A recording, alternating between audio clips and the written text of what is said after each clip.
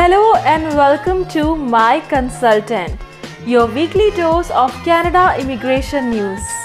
We will start this episode by disclosing a joint statement by Canada and the United States on Nexus, followed by Canada's immigration record of bringing newcomers in 2022 and immigrant attraction program in Thunder Bay.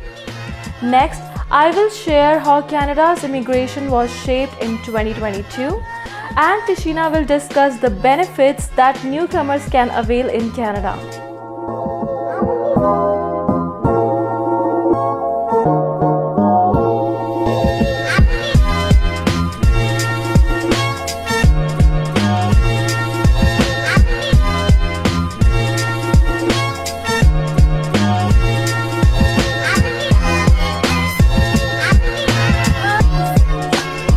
In order to address the significant backlog in Nexus applications and to get Nexus travelers back to enjoying their traveler benefits, the U.S. Customs and Border Protection, the CBP, and the Canada Border Services Agency, the CBSA, have put in place new solutions to provide Nexus applicants with more options and opportunities to complete their enrollment interviews for this bilateral Trusted Traveler program.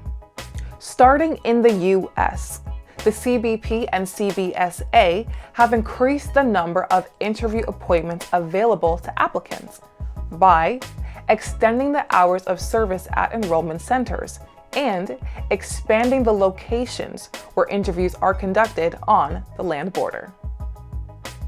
The CBSA and the CBP have also managed to accelerate approval for over 80% of renewing applicants and have extended the benefits for the remaining qualified renewing applicants for up to 5 years beyond their membership expiration date, while their interviews are pending. It seems these efforts have been effective. Since the start of these initiatives on October 1st, 2022, the CBP and CBSA have completed 203,000 Nexus enrollments and have reduced the net backlog of applicants by 100,000.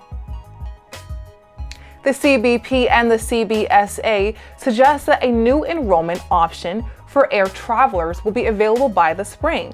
That will include CBSA interviews at reopened enrollment centers in Canada.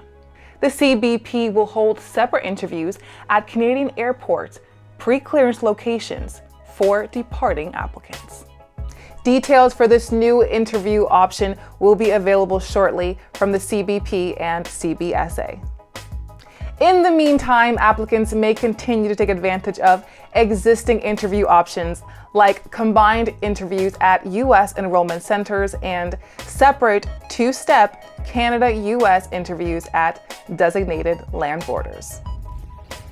Canada set a new immigration record last year, with more than 430,000 permanent residents arriving in the country. Immigration Minister Sean Fraser says that the federal government has reached its goal of welcoming 431,645 new permanent residents in Canada last year. The previous record was set up in 1913 when Canada welcomed more than 400,000 newcomers. Canada's labor force growth is almost 100% dependent on immigration. There are nearly 1 million job vacancies in Canada and a shortage of labor force due to aging population. It is anticipated that almost 9 million people will reach the age of retirement of 65 by 2030. Almost 75% of Canada's population growth comes from immigration. To boost its young population, Canada has been striving to welcome higher number of immigrants in the recent years. Running off its success from 2019 to 2022, the Rural and Northern Immigration Pilot Program has been greenlit to run until 2024. For those who are unaware, the Rural and Northern Immigration Pilot, or the RNIP, is a community-driven program which signifies that the participating community takes the lead at attracting and retaining foreign workers by creating a path to permanent residence for skilled foreign workers who want to live and work in one of the participating communities. Under the guidance of the CEDC, Thunder Bay Community Economic Development Commission, the pilot program has expanded to now include Thunder Bay's surrounding areas. Thunder Bay is one of 11 communities that were selected in 2019 to participate in the RNIP, a federal government initiative. In 2022, last year, the CEDC selected 281 skilled foreign workers for permanent residence who secured full-time permanent positions with 144 businesses and organizations. This well surpassed the Commission's original goal of selecting 250 skilled workers. Most candidates were already living in a participating community. At least 24 candidates had arrived from an international location. In total, the Thunder Bay CEDC assisted 213 eligible employers to recruit and retain more than 500 skilled workers, resulting in more than 500 newcomers to the area. This number includes the successful applicants and their company family members. The immigration system of Canada has undergone several updates and changes in the year 2022. There have been several important changes to the different Canadian immigration categories over the past year, and we can anticipate several more to come this year. Now let's look at some of the significant changes that shaped Canada's immigration in 2022. The Immigration Levels Plan. On November 1st, 2022, IRCC announced its plan to welcome newcomers over the next 3 years. According to the official statement, Canada will look to welcome over 1.45 million new immigrants between 2023 and 2024. Express entry all program draws resumed in 2022. All program express entry draws returned for the first time since December of 2020. On October 26 last year, for the first time, CRS score dropped below 500. This came as a huge sign of relief for many applicants, as Canada's all-program express entry draw has not seen the minimum comprehensive ranking score drop below 500 since the post-pandemic resumption. With the lowered score, IRCC was able to increase the number of invitations to apply for permanent residence in Canada. International students can work for more than 20 hours per week. From 15th November 2022, international students have been allowed to work for more than 20 hours per week off campus during their full-time studies. Earlier, they were allowed to work for up to 20 hours per week unless they are on a break. This new move by the federal government of removing this restriction has allowed international students to work for more hours without jeopardizing their study permit. This new policy has allowed over 500,000 international students who are already in Canada to work more hours and contribute to Canada's economy. Acute labor shortage has resulted in the Canadian government easing this rule. This new policy will allow international students to support themselves financially while also seeking to ensure that they remain focused in completing their studies. NOC changes and added express entry eligibility. Canada implemented changes the 2021 National Occupation Classification, that is NOC, which is used to classify and describe occupations. On November 16, 2022, IRCC introduced the National Occupation Classification System. The new system has brought 16 new occupations that are now eligible for express entry. The introduction of the 16 new occupations aims to target sectors in which Canada is currently facing labor shortage, such as tech, healthcare, and truck drivers. Moving to a new country is an adventurous and hopeful time, but it can also be an overwhelming experience. In Canada, the federal and provincial government offer help in the form of various benefits designed to help residents meet basic expenses like raising children or ensuring old age income. I'd like to take a few moments to share with you some useful benefits a newcomer may want to apply for. In no particular order, let's start with the Canada Pension Plan.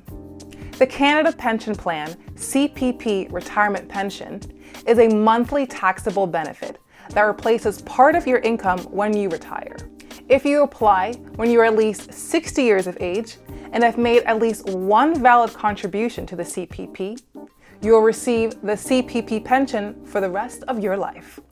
Valid contributions can either be from work you've done in Canada or from a former spouse or former common law partner. The amount of your CPP retirement pension depends on the age you started your pension and how much and for how long you contributed to the CPP throughout your working life.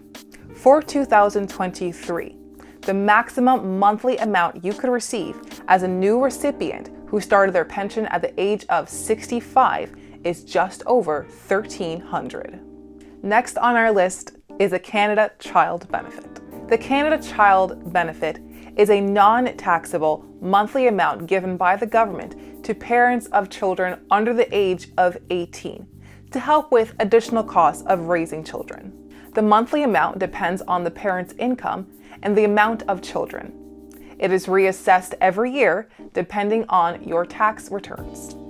If your child is under the age of 18 with a severe prolonged physical or mental impairment, you may be eligible for the Child Disability Benefit. The Child Disability Benefit is a tax-free monthly payment made to families who care for a minor with a severe and prolonged impairment in physical or mental functions. Continuing on our brief list, we have the Canada Learning Bond. The Canada Learning Bond is money the government adds to a Registered Education Savings Plan, RESP, for children of low-income families. The money helps pay for the child's full-time or part-time studies after high school at apprenticeship programs, cégep trade schools, colleges, and universities. The Government of Canada contributes up to $2,000 to the RESP for an eligible child. Now for the Canada Dental Benefit. The Interim Canada Dental Benefit is intended to help lower the dental costs for eligible families earning less than $90,000 per year. Parents and guardians can apply if the child receiving dental care is under the age of 12 and does not have access to a private dental insurance. Lastly, and with the longest name, is the one-time top-up to the Canada Housing Benefit. The one-time top-up to the Canada Housing Benefit is meant to help lower-income renters with the cost of renting. You may be eligible for this one-time tax-free payment of $500 if your income and the amount you pay for rent qualify. Applications are open until March 31st, 2023. These are just some of the available benefits offered by the Canadian government that you may be eligible for. Or you can send this video to a newcomer you know who can benefit. For the full list of benefits, visit canada.ca. Well, Tina, looks like Canada's immigration's off to a great start in the new year. Yes, absolutely. Canada's immigration system looks so promising in the year 2023, and we all are so looking forward to it. Exciting new things to come. Well, that's all for this week's episode. Thank you so much for tuning in. Please click the bell icon to subscribe to the My Consultant YouTube channel and get notified for our weekly episodes. For more information on the topics covered in this week's episode, please visit myconsultant.ca, where you can contact an authorized immigration and citizenship consultant. I'm Tashina Thompson. I am Tina Batra, and we'll see you next week.